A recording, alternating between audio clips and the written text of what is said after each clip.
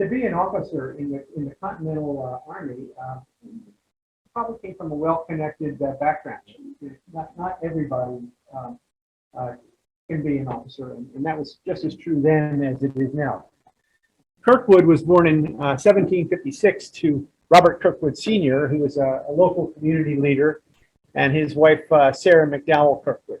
They lived on a farm up on Pollydrummond Hill near Newark, just a couple miles north of Newark. He attended the Newark Academy and intended to become a minister, but instead joined the 1st Delaware Regiment in December of 1775. Meanwhile, Jaquett, his great-grandfather, was named John Paul Jaquett. He was a French Protestant who fled from France to Holland to avoid religious prosecution, and became the first vice director of Delaware under Dutch rule in 1658. He was the equivalent of the adjutant general at that time. He was in charge of all the militia in Delaware, his great-grandfather.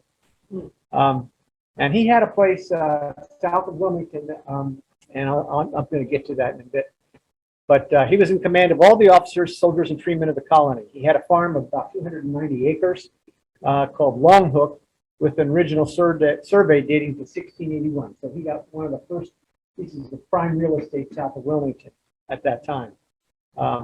Peter Jaquett, my guy, was born at Long Hook Farm in 1755 rather, and he was the son of another Peter Jaquett. There's a lot of Peter Jaquetts out there. There's this Peter Jaquett, there's his father, his grandfather, his uncle, cousins, a lot of Peter Jaquett, so it can be confusing.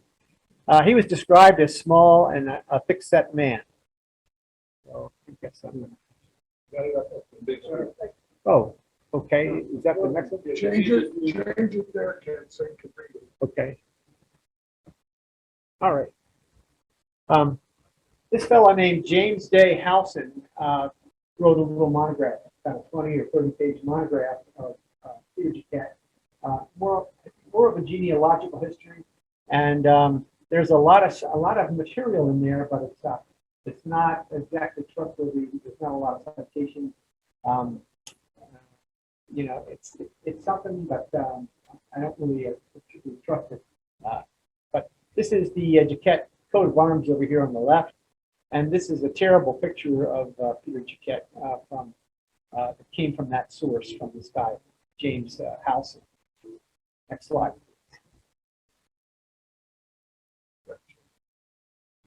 Oh, no, it should. Yeah, change it. This is Long Hook Farm. This picture, the big picture on the bottom, it was originally built in 1660. It was modified in 1763. They added the wing on the side, and then later it was remodeled in 1800. And this is a picture of it in 1950 when it was the Kent Manor Inn. If any of you are old enough to remember where we are. It's south of Wilmington on Route 13, just about where the interchange is. There's a little bit of a rise there. This building, the Kent Manor Inn, burnt down in the 1980s. And it's a shame because Jaquett had carved his name in a piece of stone on the end of it. It had the date on the chimney. You know, it was really quite a historic piece of architecture. It's gone now. And it's a pretty, the neighborhood is a sort of industrial mess these days, not a very pretty place. But at one time, it was the centerpiece of a 290-acre farm that bordered on the Christiana River back to almost to Newport and to Wilmington, south of the river on South Market Street, down in that area. That was all part of that farm. Okay. Go to the next slide. Done this one? I guess I got. Both of these fellows, Jaquett and Kirkwood, joined Colonel Hazlitt's Delaware Regiment of Foot. They were also known as the Delaware Regiment, or the Delaware Battalion, and it was formed in December of 1775 with 8 companies of about 800 men. So I'll go to the next slide. Okay. All right. Well, anyway, Kirkwood was appointed as a first lieutenant on January 17th, 1776. This is 1 month after the company had been formed. in Captain Henry Darby's 4th Company. He was promoted to captain in December of 1776, almost a year later, under Colonel Hall, and given command of the 2nd Company on January 1st of that year. Meanwhile, Jaquett was appointed as an ensign in January of 1776, and he was promoted to lieutenant after the Battle of Long Island and given command of the 8th Company on January 1st, 1777, under Colonel Hall. So they both joined about the same time. They both advanced almost within weeks of each other. So you make the assumption that he's the company commander of one company, I'm the company of another. We know each other pretty well. It's not a big organization. During the Battle of Long Island, the Delaware and Maryland troops were positioned to the right of Washington's line, and they defended the most direct route from the British landing site in South Brooklyn. Though they faced the fiercest fighting of the day, they held their ground, and they allowed the Washington's army to retreat safely to their fortifications. So they were there in the thick of it at Long Island, from the very beginning. Kirkwood fought with Thomas Mifflin's brigade at the Battle of Long Island, and then he was transferred to Colonel Hall's regiment, and he spent that winter in 1776-77 recruiting for the Delaware Regiment to get back home. Peter Jaquett fought at Long Island with the 4th Company. It is claimed that he fought at Trenton in December 26th, and was at Colonel Hazlett's side when Hazlett was killed during the Battle of Princeton. That's a claim that's in his obituary. That's a claim that's in his family history. It's almost certainly not true. Hazlett sent a letter just days before he died and said there's only me, the chaplain, and 2 other guys. Certainly, if Jaquett had been there, I'm sure he would have been mentioned at least by name or at least referenced in some way. But he was not in that letter. So I think probably, and I don't really know, but I think probably at the same time that Kirkwood was sent back to Delaware to recruit, probably Jaquett was sent back at about the same time. Did the same job.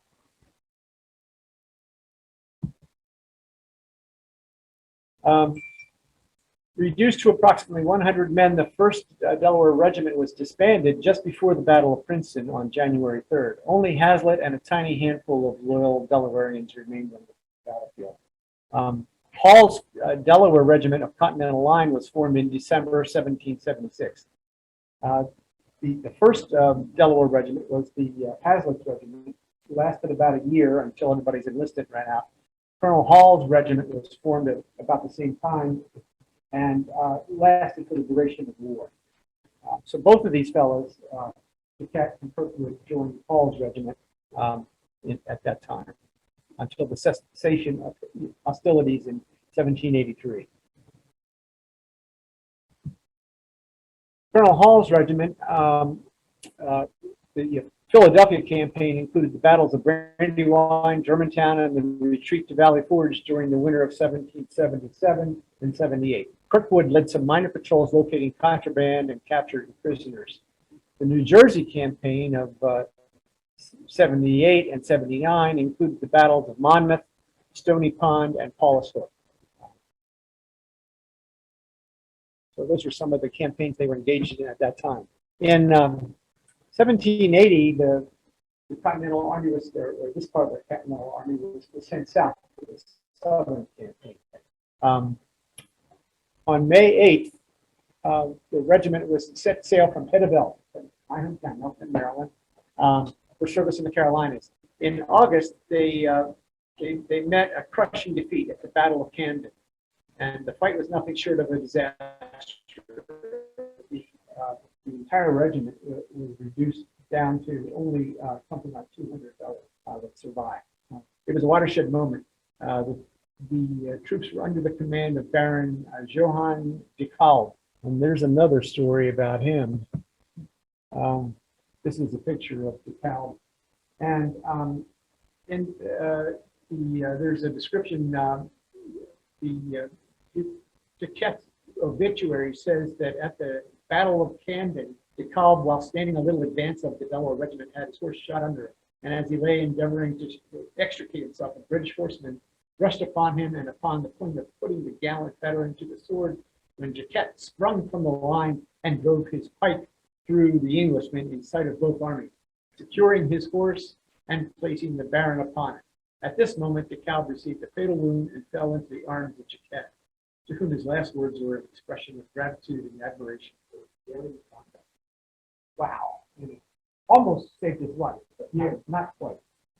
Well, it turns out there's about 3 or 4 different versions of this story, and Jaquett isn't in any of the other versions. There was a version where he was captured. There was a version where he was killed. It's really difficult to sort out the different stories of what actually happened at the moment of DeKalb's death. They were out on a limb. DeKalb had insisted on staying there and fighting. He probably should have been a key to retreat a little bit sooner and saved everybody. They were in a tough spot.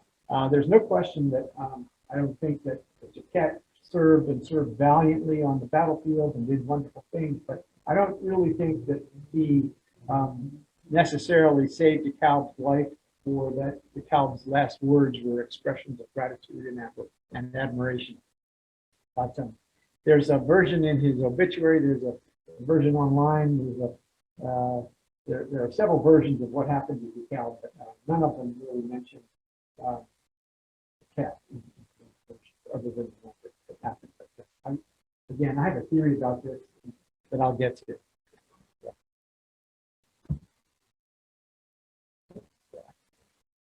Writing in his journal that evening, Kirkwood simply said that the fighting had been very desperate. The regiments were depleted. 8 companies were consolidated into only 2 of 96 men each, one under the command of Kirkwood and the other under the command of Jaquett. And I think that overall command was given to Kirkwood, and Jaquett was sort of number 2. Is that, you disagree? I've sort of seen 2 versions of that too.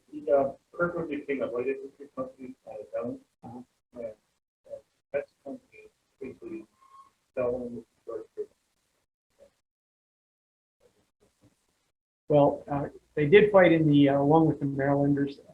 They were some of the most seasoned veterans. By now, these guys had served better in the war. So what was left, they were seasoned veterans, and they were light infantry, and they were regarded as an elite unit, and they would play a key role in General Greene's future campaigns in the South.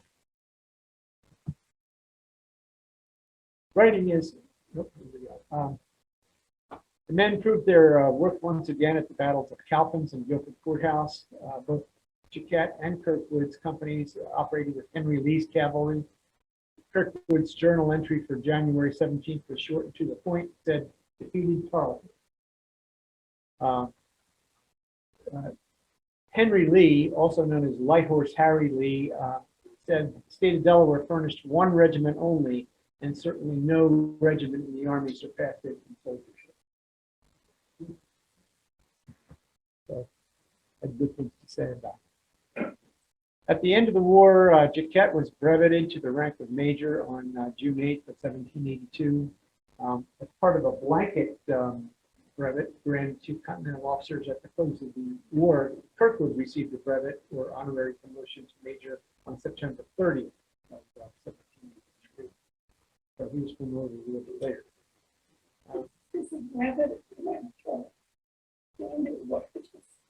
In revolutionary times, a brevet promotion in the Army is when you get to pin it on, but it's not quite official. You're not going to get to pay, and but it's a little bit of an honorarium, kind of an honorary promotion. I'm not sure if that was as true in the Continental times as it is now, but it's a little bit of an honorary. Sometimes known as a grade, what they call it, a graveyard promotion, because you get to put the higher rank in the grade. I thought it was kind of like just reading for the orders. And sometimes it's that too. That's the version of it. Anyway, it's a shame that Kirkwood served the whole war as a captain. He had big responsibilities. He did an outstanding job, but there's just no way to be promoted above captain if you're a company commander. So it was kind of the nature of a reward for a job well done. Next slide. Post-war, soon after returning to Delaware, Kirkwood wed Sarah England and went into business in the mercantile pursuits. They had 3 children, one of whom died in infancy, somewhere around 1787, and Sarah died as well. So he departed for the Northwest Territory around Wheeling, West Virginia, and once again he was under arms in a fight against the Indian Confederacy. And he fell sick. He was very sick much of the time, and he was badly wounded in 1791 at Fort Recovery. And it was a disastrous retreat. 630 soldiers were killed. That's a lot of people for that period. And many were left behind. The second wounds were left behind during the retreat. And his remains were never found, and if they were found, he was probably buried in the site of that.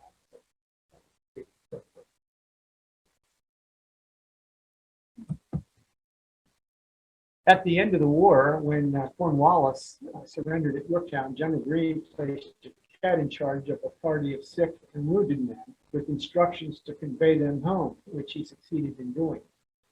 They had to go about 500 miles, and here's a quote from a letter by Jaquett, and he says, "It is known that the Army had not received 1 cent of pay during all of our southern campaigns, and that Continental money had depreciated 100 to 1. And we had a march of more than 500 miles without pay and rations. We had to forage or $1 of the public money, and we could not obtain one single article of provision or forage on the whole route without the hard cash laid down. Thus situated, I paid from my own private resources $168 as per account rendered, of which I have never received one cent." But he was never repaid for that. His troops home. In addition to that, he fought long and hard. If you were a veteran of the Revolutionary War, you were promised a pension, you were promised land or some reward, and there's a lot of correspondence, letters he wrote to whoever he wrote to, asking for his pension. He never seems to have gotten. It's kind of inconclusive. I can't say I researched this to the end, but he does not show up on the rolls of veterans in Delaware. Nor does Kirkwood for that. And so it's talk about the veterans' rights. They really didn't. They had bad times. They just didn't have anything. The next slide, and he arrived home in broken health.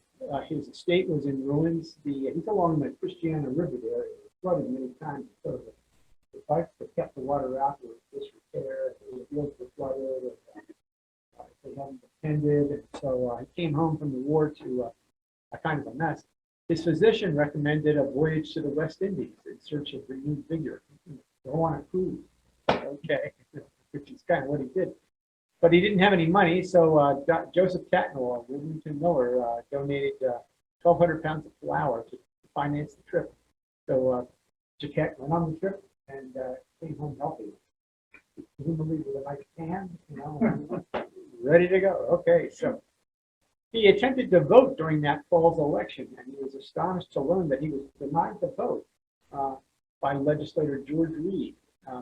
Jaquett had been out of state so long that he was no longer a citizen. He'd become an alien, and that in law and justice, he had no right to vote.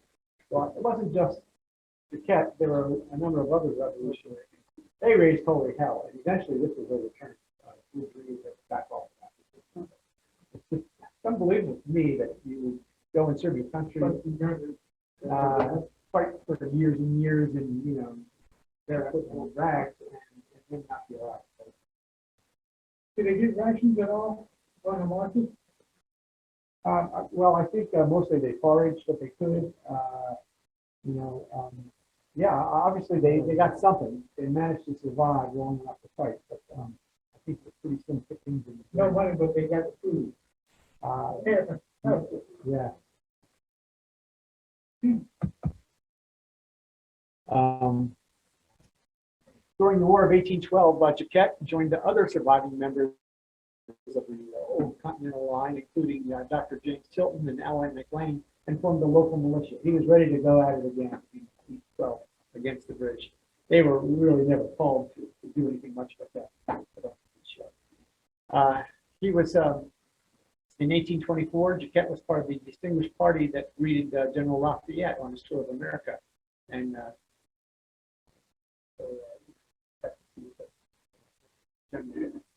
Lafayette.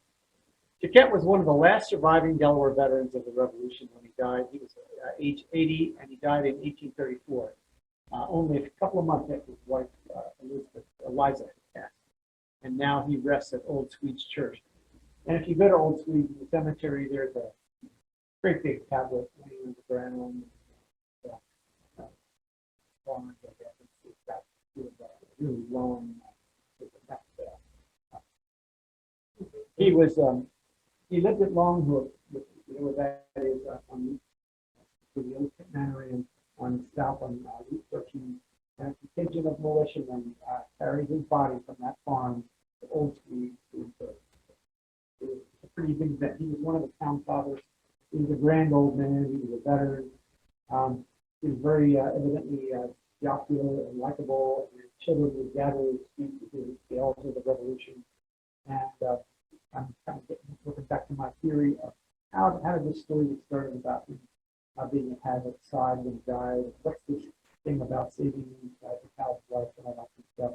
And I think he served long and honorably and well. He was sick of it and deserves everything he got. But I think he also, in his old age, maybe embellished these stories. They got better and better over the years. The kids really enjoyed them. And they made their way into the obituaries and so on. And so that's kind of my theory of